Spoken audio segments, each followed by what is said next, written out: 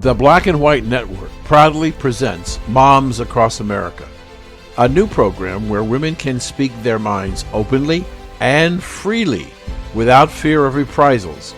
Moms Across America is about the issues of the day confronting America from the mom's point of view. And now, here are the moms. Hello, moms across America. Thank you so much for joining us again today.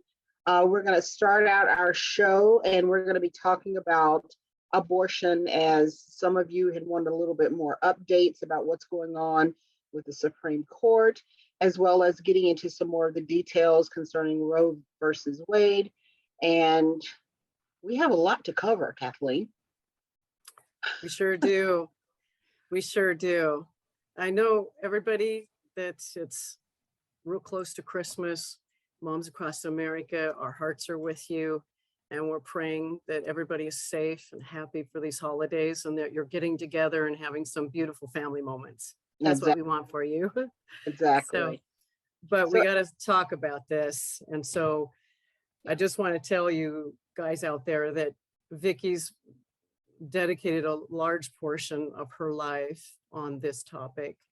And I'm going to rely on her deep research to get some of these facts out for you. So I want to thank you, Vicki, for all that your work that you've done and your service to humanity on this topic. Absolutely, absolutely. And this seems to be a topic that is always in the media in some form or fashion. And of course, we know about SB 8 up there in Texas that is wanting to restrict abortions to down to 6 weeks. I think right now it's between 20 and 22 weeks that a woman can get an abortion. And like I said, SB 8 wants to bring that down to 6 weeks because that's when you can hear or begin to hear the heartbeat of a child, and they believe that is viability, which I agree with that wholeheartedly. So last Thursday, which was December 16th, this was sent down to the Fifth Circuit Court of Appeals by the Supreme Court. They're basically saying they're not going to overturn this. And a lot of people are upset that it's going down to the Fifth Circuit because that's going to delay a lot of this and keep SB 8 in place during that time. So that's kind of where we are on that with the Supreme Court. I think the Supreme Court will give a more of an opinion maybe around March or April of next year. I don't know why it takes them so long to give their opinions. But anyway, that's kind of where we are with the current information or things that have been sent to the Supreme Court. And I want to touch on one thing really, really quickly before we get into these other parts of the abortion industry. This is one of those really difficult subjects that I think a lot of times we don't consider the moms who are put in these situations. We don't talk about that much. And I think probably on a later date we could talk about even some support group type things that are out there for moms who have gone through abortions. I know I have family members who have had abortions. Just on a personal note, I was presented when I was pregnant with my second child. There were all kind of issues per the doctor. And so they had presented to me that maybe I would consider abortion. And that was never a consideration. And I basically told the doctor, I said, so if all the things that you're saying about this child that I'm carrying is true, that she would have spina bifida, may not live very long, blah, blah, blah. If she does, she's going to be in a wheelchair the rest of her life. I told him, I said, if all those things are true, if every single thing you're telling me is true, obviously God believes that my husband and I can handle that. And so abortion is not even an option. Is there anything else? And we went on with the pregnancy. She was born on her due date, a very healthy 9 pound, 3 ounce child with no issues. So anyway, Thank God for that. yeah, so that was my personal story and the idea of abortion being given to me. So I'll end it with that and let you talk about some of the things that you want to share a little bit about this industry.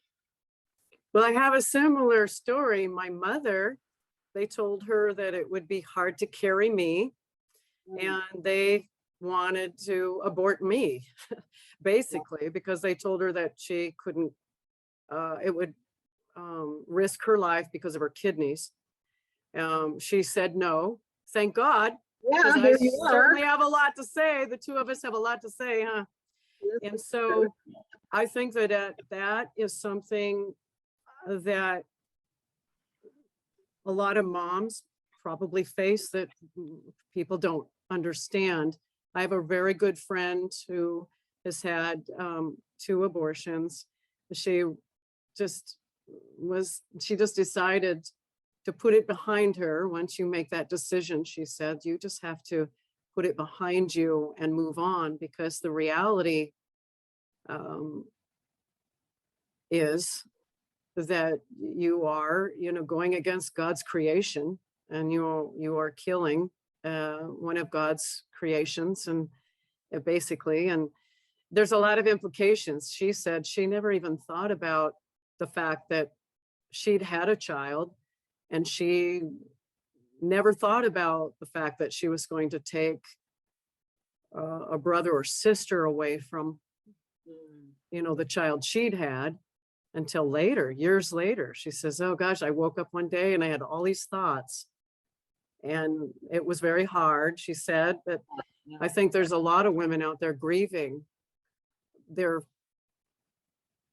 falling into a narrative that is, to me, a very harsh road to travel. And I think that everybody has to make their own choices, but this is indeed something very, very difficult.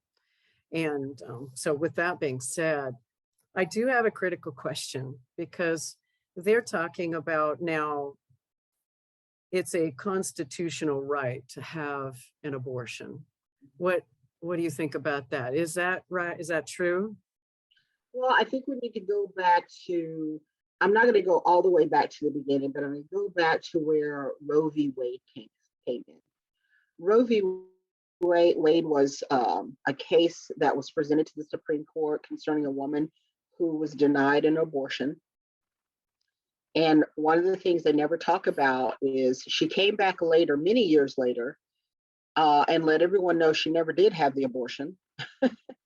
And she was used by the people who were handling her, quote unquote, to get a narrative and an agenda across, and how much she regrets that. One of the things about Roe v. Wade that people need to understand, and I think I would say anywhere from 80 to 90% of Americans do not understand about Roe v. Wade, is the very fact that it is not a law. And the reason it is not a law is because the judicial system cannot, according to our Constitution, make law. So in our Constitution, Article 1, Section 1, Article 1, I mean, it's the first one. Section 1 says, all legislative powers herein granted, I'm reading from my Constitution, all legislative powers herein granted shall be vested in a Congress of the United States, which shall consist of a Senate and a House of Representatives. These are the people who make law. The Congress and the Senate, that's why you have things going through the House, you have these bills going through the Senate, and they have to be approved, voted on, and then they can become law once the president signs them. I mean, you remember the little jingles we used to have growing up, I am a bill, I am only a bill, and I'm sitting in Capitol Hill. Oh, well, yeah, that was telling us the process of a bill and how a bill becomes law. That's still true. That has not changed. And so for people to say that Roe v. Wade is the law of the land is not a fact. It is a ruling that was done by the Supreme Court but it's up to the individual states to decide if they will legalize abortion. So that's just a little history on that. That's a great explanation. It really did clear some stuff up for me, for sure. Okay, I got another question for you. Is there any correlation with the 6 weeks cutoff date and the fetal cell line industry? Meaning, are the fetuses too small for this industry to use the fetuses? Because we do know that there are fetal body parts being sold. We do know there's an industry created around our food products with this fetal cell line, with Syngenta and Sweet Mix, and putting chemicals that they've derived from the fetal cell technology. Is there any correlation between this Heartbeat Act at 6 weeks and abortions? It could be. I don't know for sure, because I think, every baby is a different size from gestation all the way up to delivery. So, it's kind of hard to say what size an organ may be, or, in an infant that size, at 6 weeks. All we know is that 6 weeks is when they can begin to hear a heartbeat. So we know that that heart is developing because we can hear it beating.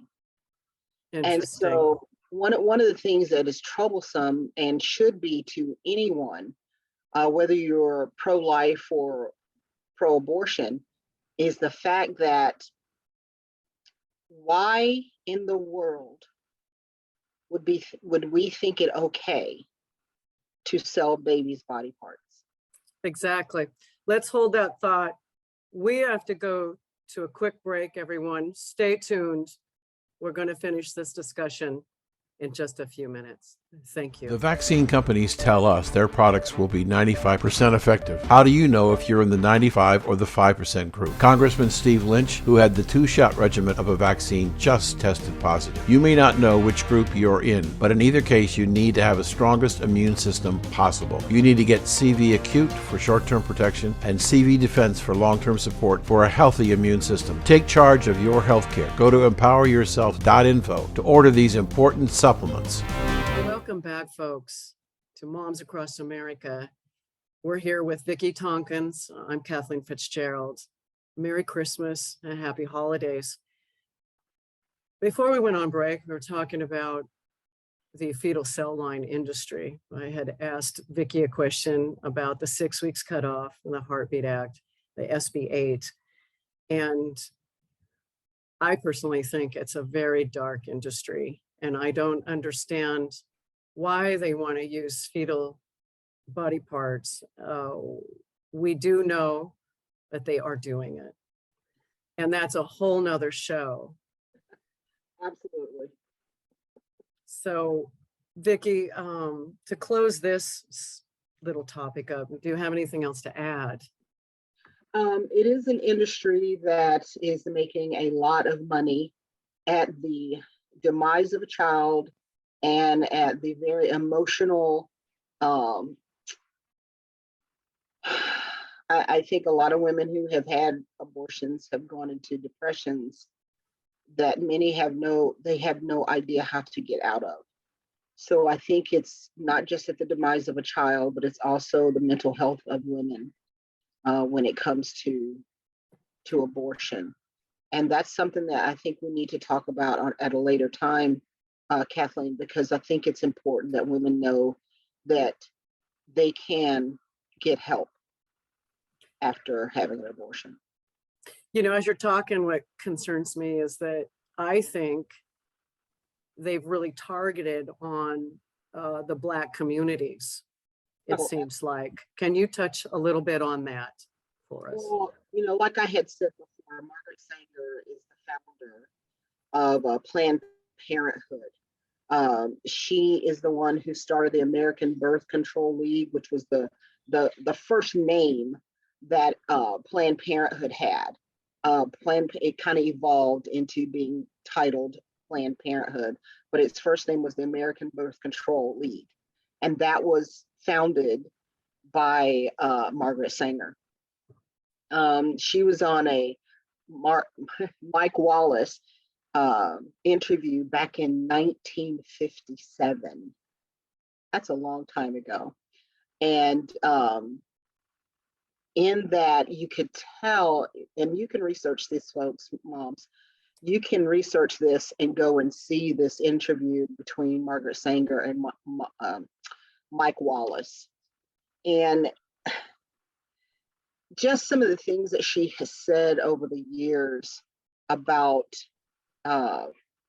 genetics, eugenics.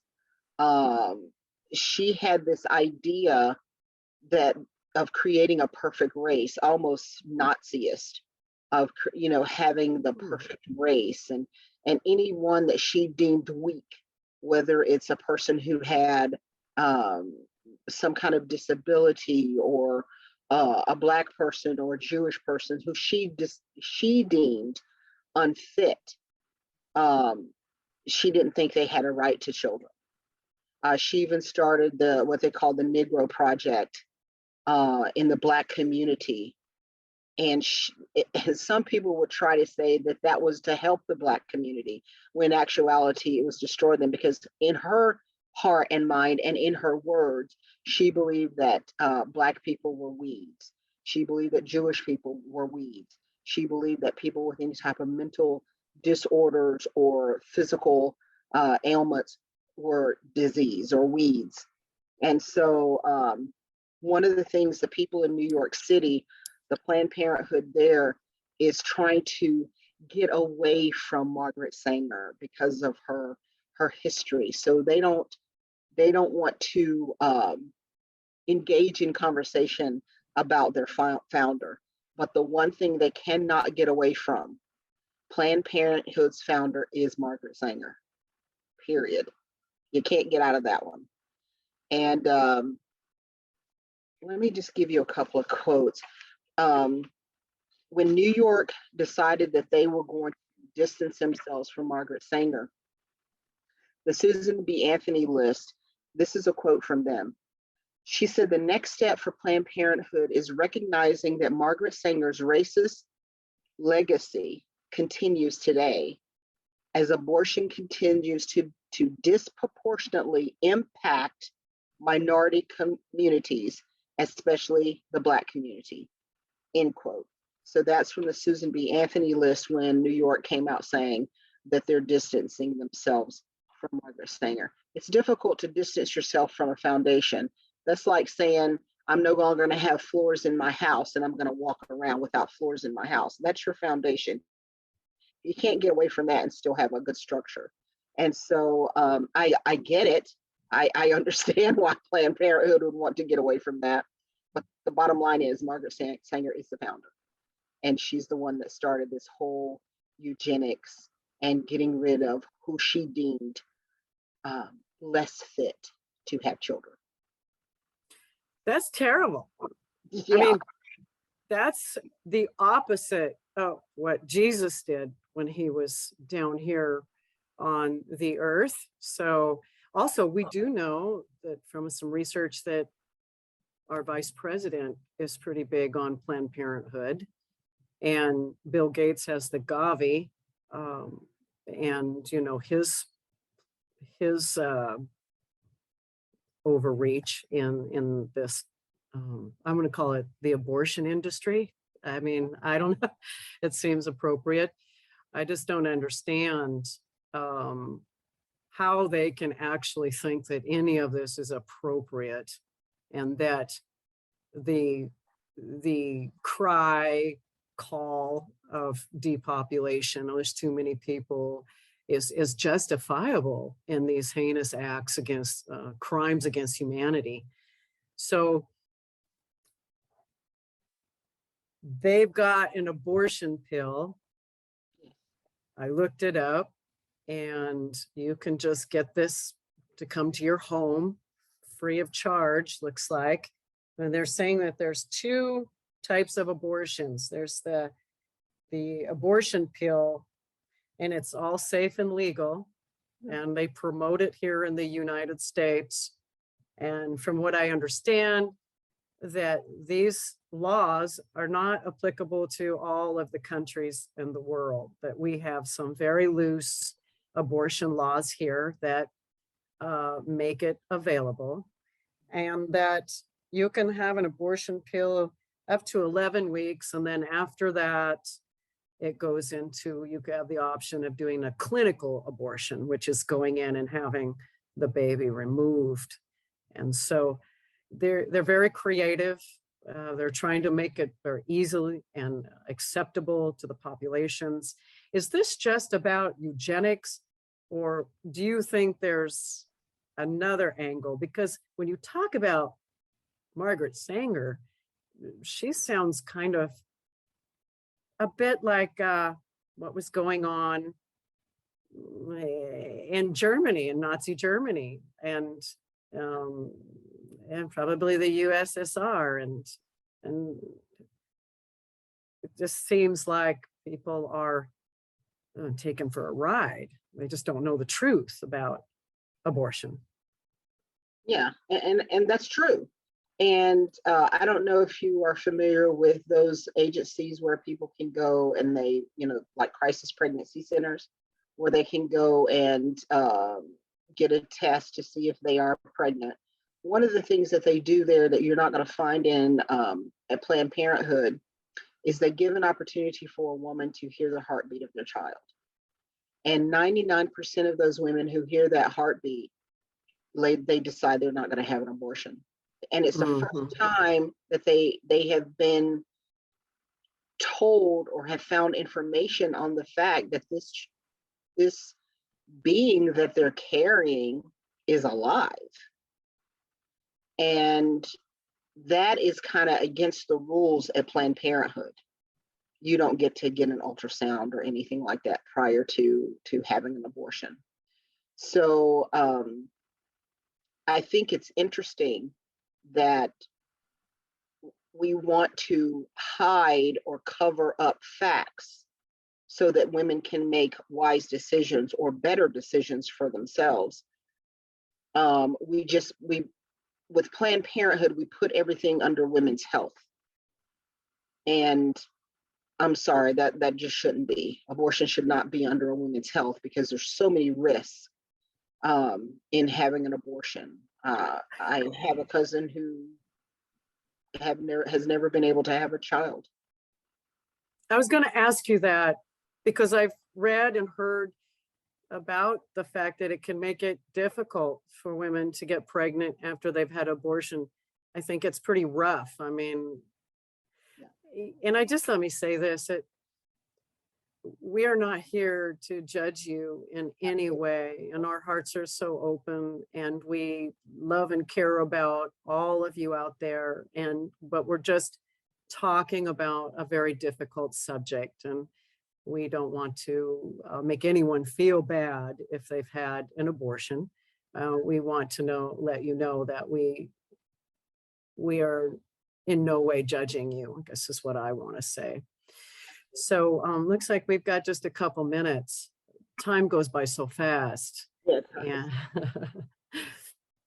And so let me say this, that if you want to check us out and see some of our videos, if you like this content, you can go to blacksandwhites.us, blacksandwhites.us, and you can see some of our shows. So why don't you just close us up, Vicki? Thank you so much. And awesome. I'm sorry I took most of the time today, but I think this is an important subject. And I just encourage you all out there, moms, to please go out and do your own research, because we all should have an understanding of what is happening in this area. So I encourage you, please go out, do the research, type in Margaret Sanger, you can see more about her. I want to also say that I wish you all a very Merry Christmas. This is a special time to gather with family and friends and just love on each other. And remember, moms across America, you are America. Thank you for joining us. We will see you next time. Bye-bye. The vaccine companies tell us their products will be 95% effective. How do you know if you're in the 95 or the 5% group? Congressman Steve Lynch, who had the 2-shot regimen of a vaccine, just tested positive. You may not know which group you're in, but in either case, you need to have the strongest immune system possible. You need to get CV Acute for short-term protection and CV Defense for long-term support for a healthy immune system. Take charge of your health care. Go to empoweryourself.info to order these important supplements. If you are interested in reaching our vast Black and White Network audience with your products or services, then contact Hollis Media Group at 1-855-673-8635. That's 1-855-673-8635 for more information on this great opportunity.